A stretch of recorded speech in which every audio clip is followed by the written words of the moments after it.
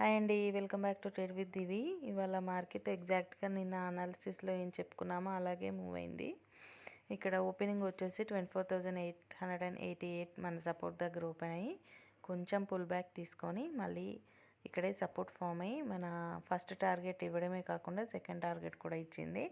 And ఇక్కడ reach అయ్యాక ఎగ్జాక్ట్గా మళ్ళీ పుల్ బ్యాక్ తీసుకొని క్లోజింగ్ కూడా ఆల్మోస్ట్ నియర్ బై 25,000 దగ్గరే క్లోజ్ అయింది.